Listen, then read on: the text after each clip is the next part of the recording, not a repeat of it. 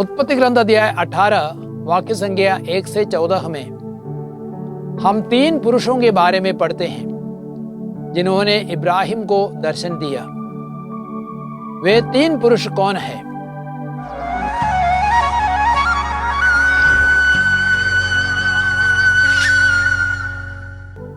सबको जय यीशु। बाइबल से सवाल एवं जवाब एपिसोड 4 में मैं आप सबों का हार्दिक स्वागत करता हूं। उत्पत्ति ग्रंथ का 3रा भाग। अब उत्पत्ति ग्रंथ से एक 9वां प्रश्न है, क्वेश्चन नंबर 9।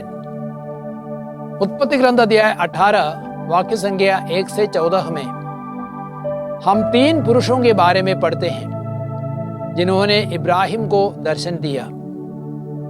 वे 3 पुरुष कौन हैं? उसका उत्तर मैं यही बताना चाहूंगा।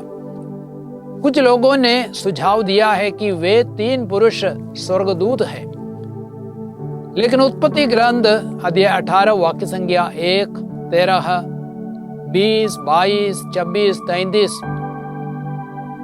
उन वाक्यों से यह स्पष्ट है कि वह प्रभु है। यह संभव है कि उनमें एक मनुष्य के रूप में सर्वशक्तिमान प्रभु है। अन्य 2 जन स्वर्गदूत हैं जो सोदोम गए। उत्पत्ति ग्रंथ अध्याय 18 वाक्य संख्या 22 और उत्पत्ति ग्रंथ अध्याय 19 वाक्य संख्या 1। कुछ अन्य स्रोतों के अनुसार इन तीनों में हम त्रिएक ईश्वर की झलक को देख सकते हैं, जो 3 व्यक्ति है लेकिन एक ईश्वर है। अब उत्पत्ति ग्रंथ से 10वां प्रश्न है। उत्पत्ति ग्रंथ अध्याय 19 वाक्य संख्या 7 और 8 के अनुसार लॉट अपने अतिथियों को बचाने के लिए अपनी कुंवारी बेटियों को सोदोम के कुकर्मी पुरुषों को अर्पित करने को तैयार था। क्या लॉट ने सही किया? तो सवाल यह है, लॉट ने अपनी पुत्रियों को अर्पित करके क्या सही किया? और उसका उत्तर मैं यही दूंगा। एक दृष्टि से देखा जाए, लॉट ने जो किया बिल्कुल गलत किया और उसकी बेटियों के साथ भी अन्याय होता, क्योंकि उनके साथ बलात्कार हो जाता। लेवी ग्रंथ अध्याय 19 वाक्य संख्या 29 में हम पढ़ते हैं, तुम अपनी बेटी को वेश्या बनाकर उसे भ्रष्ट नहीं करोगे। कहीं ऐसा ना हो कि देश में वेश्यागमन बढ़ जाए और दुराचार से भर जाए। लेकिन दूसरी दृष्टि से देखा जाए तो लॉट स्वयं को एवं अपनी बेटियों को नुकसान पहुंचाकर अपने प्रतिष्ठित अतिथियों को बचाना चाहता था। लेकिन मैं सोचता हूं सबसे अच्छा यह होता यदि लॉट उनसे लड़कर स्वयं बलि बन जाता। लेकिन लॉट की गलतियों के बावजूद भी उसके अतिथियों ने, जो स्वर्गदूत थे, लॉट और उसकी पुत्रियों को बचाया एवं सोदोम गोमोरा का विनाश किया। अब उत्पत्ति ग्रंथ से 11वां प्रश्न है। उत्पत्ति ग्रंथ अध्याय 19 वाक्य संख्या 31 से 38 के अनुसार लॉट की पुत्रियों ने लॉट को शराब पिलाई, उसे मतवाला बनाया और उसके साथ संसर्ग किया। वे दोनों अपने पिता से गर्भवती हो गई और संतान को जन्म दिया। बाइबल में ऐसी बातों का उल्लेख बहुत ही घृणित लगता है। कृपया इसकी व्याख्या करें। हाँ, कुछ वर्ष पहले एक सज्जन ने बाइबल का अध्ययन किया था। उसने भी मुझसे यह सवाल पूछा, तो उसका क्या जवाब है?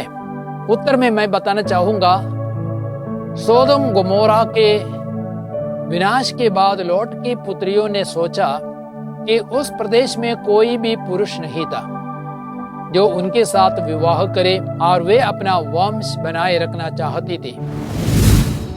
लॉट को मालूम नहीं हो पाया कि उसकी पुत्रियां उसके साथ लेटी थी।